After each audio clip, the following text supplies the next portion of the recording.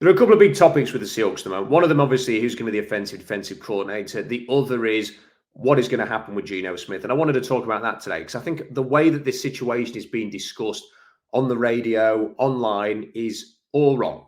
I think there's a lot of people out there that are not putting much thought into this. They just assume he's going to be back with the team next year. I don't think they have listened properly to what John Schneider and Mike McDonald said at their press conferences, or didn't say in this case. For example, if Geno Smith was an absolute no-brainer to be back on the roster next year, like a lot of people think, then all it needed was John Schneider or Mike McDonald to say, he's our guy. That's our quarterback. We're looking forward to working with him. John Schneider said in his press conference, well, he started well last season and then faded. And this year he struggled a bit at the start and then finished well. And that's where his answer finished. He didn't say anything about next season, we'd like to see him do this or that. It was so non-committal. And people just seem to have glossed over that completely. As people have also glossed over the fact that Mike McDonald went, well, he's a good player and he's at the Pro Bowl, isn't he? But we'll see how this situation plays out. And hey, Drew Lock's pretty good, isn't he? Drew Lock, who's a free agent. This idea that Geno Smith is just going to be back is such a limited opinion because, quite frankly, anything could happen. Geno Smith could easily be back next year. It's also very easy that Geno Smith isn't back next year. And suggesting that isn't, as I seem to think some people believe online, hate for Geno or anybody diminishing whatever statistics you can find out there to say that he's been playing pretty well for the Seahawks. Anything could happen. And I'm going to explain a little bit in this video why.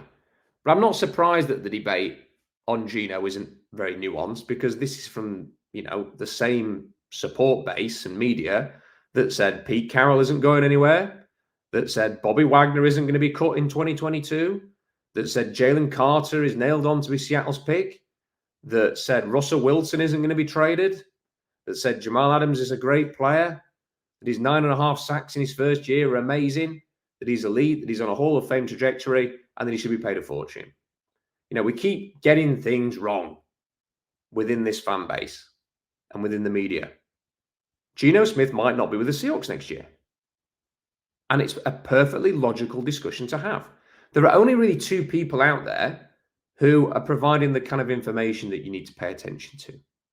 One of them is Brady Henderson from ESPN, who is producing fantastic content on the Geno Smith contract situation, either on articles or on his radio hits. And the other person is Curtis Allen on the Seahawks Draft Blog, who is also doing a stellar job breaking down what the reality is, not just with Geno Smith, but with other contracts. And I would recommend heading over to SeahawksDraftBlog.com because Curtis has written a brilliant post focusing on the key dates that are coming up this offseason, where there's a lot of different moving parts that are going to dictate what the Seahawks look like in 2024. I wanted to pick out a couple of Geno's specific dates that Curtis wrote about. The first one is what everyone's talking about, which is February the 16th, which is a week away. Curtis writes, this date is not a point of no return for the Seahawks with Smith, cutting him or keeping him. But it most definitely limits their options regarding cutting him or renegotiating his contract. If they get to this point without taking either of those actions, that signals that they either intend to trade him and that there's another deadline for that coming up shortly, or they intend to have him on the roster in 2024. So everybody's focusing on this date. And I'm telling you now, I'm going to make a firm prediction right now that if the Seahawks do not cut Geno Smith in a week's time, there is going to be so much reaction from people going, there you go, confirmed, Geno Smith with the Seahawks next year. And those people are wrong. And it's going to be quite irritating to those of us who have read the work of Curtis and Brady Henderson, because I don't think there's any chance at all that Geno Smith is going to be cut next week. And it's not because he's guaranteed to be on the Seahawks. There are two reasons why. One of them is, as Curtis points out, there is a further deadline coming up when they could trade him. And even if you traded him for a bag of footballs, it's better to get something for him than not. You're going to have the combine in a few weeks where it's basically free agency. It's where it begins, it's where teams talk. We've had Art Rooney coming out and saying the Steelers are going to look at the veteran quarterback market for trades. There are teams out there that might be willing to throw you a pick for Geno Smith. You might as well have that than not have it. So I don't think the deadline next week means anything, because I don't think they're going to cut Geno Smith and just get rid of him and have no quarterback on the roster in a week's time. That's not going to happen. But what I do think is going to happen is they're going to keep their options open. Now, the way that he will be guaranteed to be on the roster next season is if they renegotiate his contract before next Friday. Because if they do that and they shuffle the money around, I would suggest that's a commitment that he's going to be here. It may make it harder to cut him. It may make it more expensive to cut him this year, but it might lower his cap hit. That would mean that he was staying. But the February the 16th date is not as important as March the 18th, which is when Geno Smith has a $9.6 million roster bonus due, as Curtis writes. So let's get into that one. This is what Curtis says. Another line in the sand when dealing with Smith's contract and deciding what to do with him in 2024. If the Seahawks cut him before February 16th, this bonus disappears. If they want to trade Smith, the roster bonus may be wielded by the acquiring team as a weapon to drive down the draft pick compensation in return. At that point, the Seahawks will have to decide what they want. If trading Smith is just a moving on situation, or if they can live with his big number on the cap in 2024 without the assurance of performance better than 2023, they may trade, eating some of that bonus in exchange for a better draft pick like the Giants did when they got a second-round pick for eating almost $10 million of Leonard Williams' contract. Another factor teams can use to their advantage, cutting Geno Smith after March 18th represents almost $40 million in dead money. That day is the point of no return for the Seahawks. So what March 18th means is that the Seahawks can talk. Let's just use the Steelers as an example, because they've admitted they're in the veteran quarterback trading market. They go to the Steelers and the Steelers will go, right, okay, you've got to do a deal by March 18th. You haven't got much leverage. And, we'll take on the roster bonus of Geno Smith, but we're only going to give you, let's say, a 4th or 5th round pick. It's not much compensation, but if the team is determined, let's say, to draft a quarterback and go young and cheap at the position for the long term, then they may be willing to trade him to get a pick anyway and just move on. I do not think that John Schneider is particularly committed to Geno Smith. I think Geno Smith was always a Pete Carroll project. And I think John Schneider, personally, I think his ambition is to draft a quarterback either this year or next, quite possibly this year. I think he's been waiting on this for a long time. And I think that now that they've got a new regime, they may well just draft the quarterback. They're going to have some growing pains anyway under Mike McDonald. He's going to have growing pains. The new schemes are going to have growing pains. You might as well let the rookie quarterback get those out of the way, is what I would suggest. And I think that's very viable, which means that just sort of moving on from Geno Smith, getting a pick back might be something that he considers. Alternatively, the Seahawks might say, well, I'll tell you what, we're going to save money elsewhere by cutting Jamal Adams and maybe Quandre Diggs and maybe post-June 1st cutting Tyler Lockett and Brian Monet is going to go and other people like that. So we'll take on that bonus and we'll keep it and we'll, pay the 9.6 or some of it, give us a higher pick, give us a 3rd rounder, let's say. So that could be viable as well, in this, as Curtis quite rightly points out from the Leonard Williams situation. But for me, that is the main deadline, because I don't think the Seahawks are just going to wash the hands of Geno Smith, get away from us, go away, we're going to save $13.8 million. But they can save that same amount by trading in before March 18th and getting a pick back. So I think that's the date. That is the main date to focus on. And I can well imagine a situation where we get past February the 16th, Geno Smith's still on the roster, haven't renegotiated his contract. Everybody assumes that's it. It ain't it. And then everybody throws the toys out the pram when it gets to March 18th and the Seahawks trade him away for very little compensation, then re-sign Drew Lock and go on and draft a quarterback. But that's a very viable prospect here. And I think people should just be prepared for that. And that's the situation. And that would be my prediction, is that they trade him. Around combine time, they work a deal with somebody and they trade him. and then they sign Drew Lock for a few million, and they draft someone. That's what I think is going to happen. I could be wrong. I'm not saying this is guaranteed.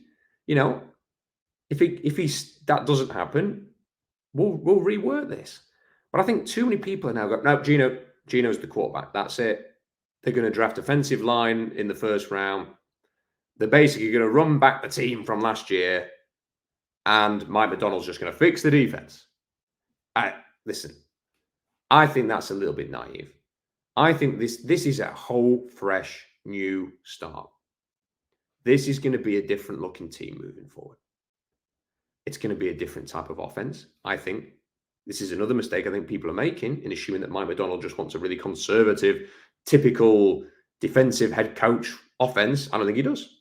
I don't think John Schneider does either. I think they want aggressive point scoring because that's what Baltimore had.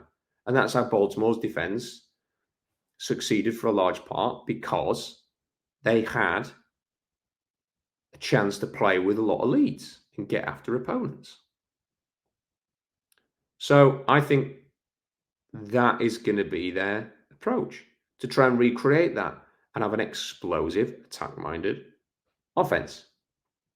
And that's what Ryan Grubb would provide. That's what Detroit provides if they go with Tanner Engström. That's what the Chiefs provide if they go with someone from that school. And I guess if they were going to bring in Chip Kelly, that's what he would bring as well. So I don't think it's going to be conservative. I think they're going to want someone who can drive this forward. And there are some big-armed, extremely dynamic and explosive quarterbacks in this draft. And like I said, with Geno Smith, it's not about him being the problem, as people keep saying, oh, Geno's not the problem. No one says Geno's the problem. In terms of the 2023 Seahawks, Geno Smith was not the problem. But in terms of the Seahawks getting to the Super Bowl, Geno Smith isn't the answer either. That's the main thing. And now is the time for the team to reset and replot a different direction. And here's something that I think people have to consider as well.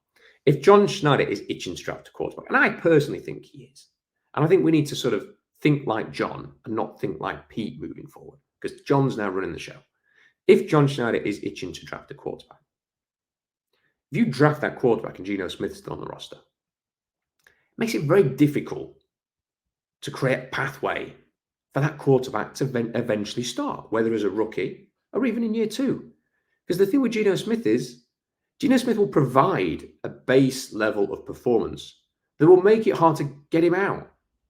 Because if let's just say that he does what he did last year, even when he was at his worst, he was never that bad that a ceremonial dumping of Geno Smith would have been the obvious thing to do. And there will always be, but there's a big game coming up next week. Do you want the rookie to play against the Niners or the Rams? Do you want the rookie to play on the road in the AFC? Do you want to throw the rookie into that? Say, the offensive line's not playing very well. Do you want to put him in there? This player's injured. DK Metcalf's not there or whatever. There'll always be a reason not to play a rookie. Geno can just let Geno have the full season. It's fine. And then what? He finishes the game with a 3-game winning streak, and then you push the whole thing back to next year. And guess what? And here's the other thing. People are saying, well, the cost of moving on from Geno, it doesn't actually present that much of a saving. Well, it does, because you've got to account the saving you make the following year as well. If the Seahawks trade him this year, they only save, like 13.8 million, assuming the bonus goes to wherever he goes. And that's the same if they cut him. But you're also saving the money that you won't have to take on as dead money the following year if you then cut him in a year's time. So you've got to add that to the money as well, because if you wanted to sign, let's say, Leonard Williams back, you've got, a few million to spend in 2025 as well, which you can sort of help to shape his cap hit over the number of years. So you have to take that into account.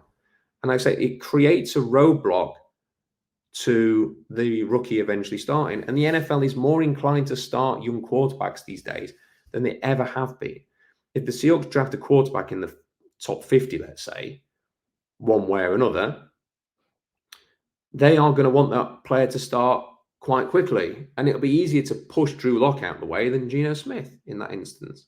And they might just want to start them straight away. Listen, if they appoint Ryan Grubb as the offensive coordinator, and then draft Michael Penix, that is going to be easier for Penix to come in and play with his old offensive coordinator than in any other situation. They already communicate well. They already know each other.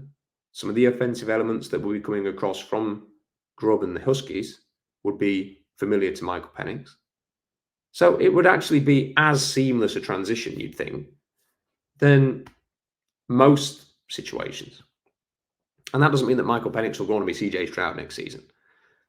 But I do think that there are a lot of reasons why that could be viable. And having Geno Smith on the roster with a $31.2 million cap hit makes it very hard to bench him. And that's the other point. If he is earning triple his cap hit next season than this season, then it also makes it very difficult to justify benching Geno Smith when you have so much money, $31.2 million committed into that player.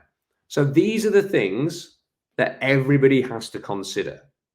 Not just, here's a graph that says Geno Smith's pretty good.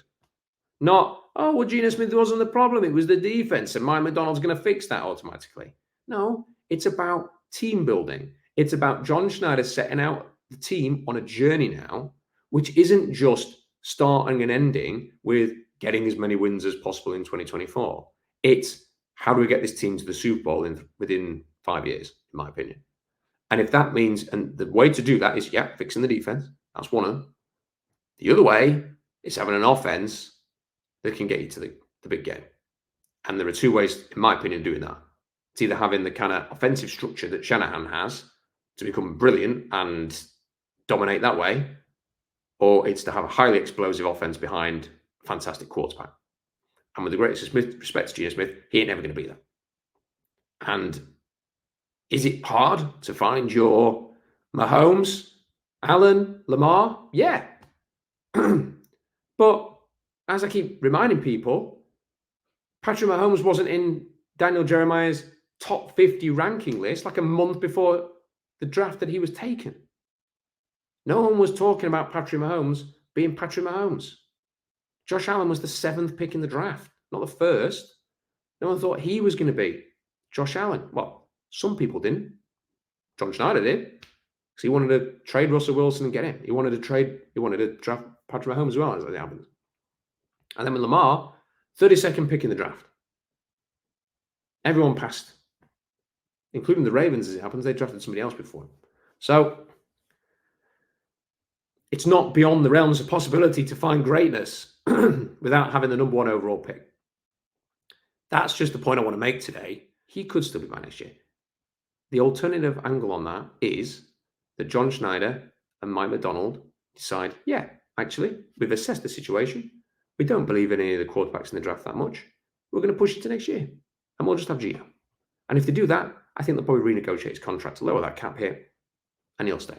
Because they have to save money. They're $9.5 million over the cap space with effective cap space. They need to make every saving they can. Got a lot of work to do. So I think they probably will, if that's what their intention is. But I'm not sure that it is. And I think it's important to talk about that. Just as this channel and Seahawks Draft Blog talked about the likelihood of Bobby Wagner being cut 2 years ago. Just as Seahawks Draft Blog and this channel said to you over and over and over and over and over and over and over again, Marshawn Lynch, that Jalen Carter would not be Seattle's pick in the first round. Just as this channel talked about the likelihood of Russell Wilson being traded and that Pete Carroll was coming to the end. We'll keep talking about the things that matter. That's why I'd recommend subscribing and following SeahawksDraftBlog.com. Until next time, bye for now.